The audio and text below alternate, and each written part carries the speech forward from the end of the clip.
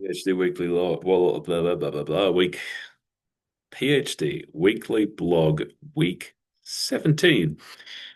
So we've got an assignment due this week as part of the one class that is involved with the PhD stuff, which is sort of just making sure that you're on track and doing all the stuff that you need to anyway. So assignment two was a video submission, which I've also uploaded onto the channel, so you can check that out here as well. As a 3 minute thesis concept, right? So basically, what are you doing with your research in 3 minutes? Keep it short, keep it snappy. It's the sort of assignment we used to set at RMIT to make sure people aren't completely off base. So, I mean, then again, I get that vibe with the entire confirmation process, to be perfectly honest. So, yeah. The consequence of which being is I've just done like 14 takes of the same damn 3 minute video, most of which involve quite a lot of swearing. I always forgot how that tends to go. For those who aren't aware, I recorded an audio book of my actual book. And yeah, it's about 2 to 1 ratio, or was for me at any rate. I'm told it usually goes to about 3 to 1 ratio of audio recorded versus actual useful audio. So good to know. And I'd say about all of that unuseful audio was swearing. So where are we at?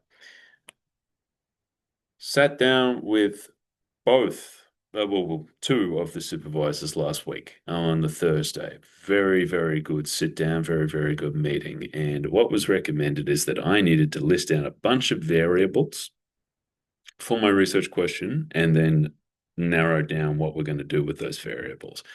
The problem, as I understand it, which seems to now be confirmed, was that I was attempting to do, I think it was 83 PhDs.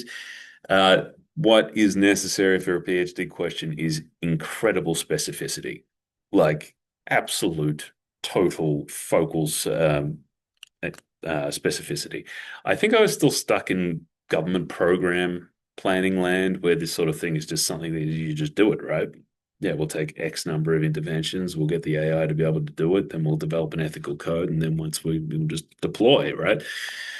Something with resources and about 20 people behind it. And who knows, as people have mentioned, maybe that's something for after the PhD. But in the meantime, what we're focusing on here is a specific application of the ethical framework using off-the-shelf interventions and AI. We're not inventing a new AI or programming anything, and we're certainly not testing the efficacy of a given intervention. We're just using that as a parameter for the ethical framework. So the only output of the entire PhD will be that ethical framework. Struggle with that. Anyone who knows me can probably attest. If it doesn't save the entire damn world in one go, then we've got to think bigger, right? So yeah, it's been a little while since I've studied. I've never done a PhD before, so I'm slowly wrapping my head around that. The good news is that having done that, I had to sit down with Mateo, my major supervisor, on Monday, and we are on track. Woo. Stressful week last week. So going good. We are back on track. We're starting with the first. We're going to put a bunch of those variables on hold for the meantime. What we're going to focus on first and foremost right now is where is agentic AI being? Oh, so the new research question, incidentally, you can find it in the other video still on the channel. But I'll read it for you because why not? I'm sitting here with it. We've gone from a broad research question to something very, very specific. So here it is. Under what circumstances is it ethically justifiable for the Victorian government to use agentic artificial intelligence?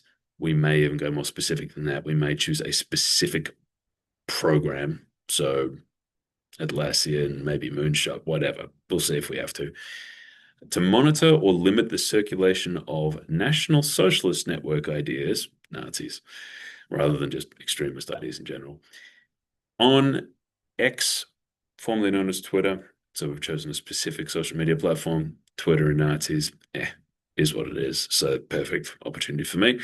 Using inoculation-based interventions, specific type of extremist interventions, very effective and allow for proactivity as opposed to counter speech, which is a bit more reactive, but I like counter speech, but it's a personal preference. As part of efforts to counter online extremism. End question.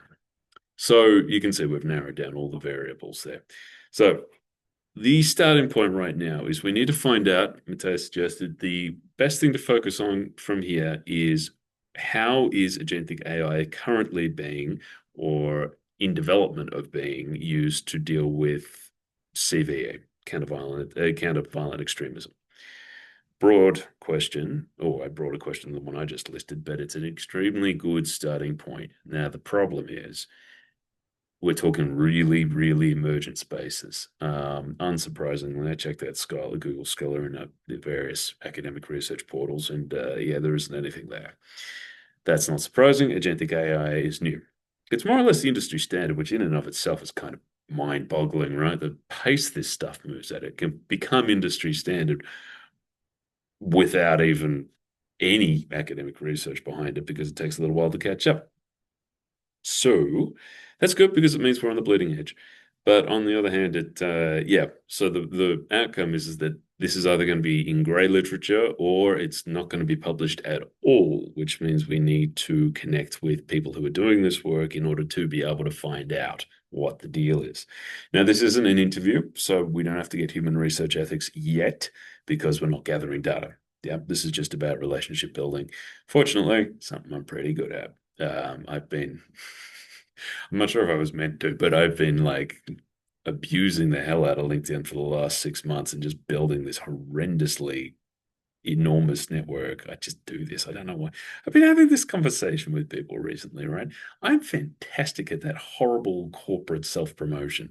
I can reel off corporate bullshit like that. It's not even hard. It's surreal. It's so contrary to everything else about my personality, but yep, I'm just good at it. Who knew? So, thank God I studied ethics, right? It's the only thing holding me back. Anyway, so that's my focus probably for the next month, honestly. Though I'm going to circle back in with the supervisory team. Mateo's away for a month. Good for him. He needs it. He's been working bloody hard.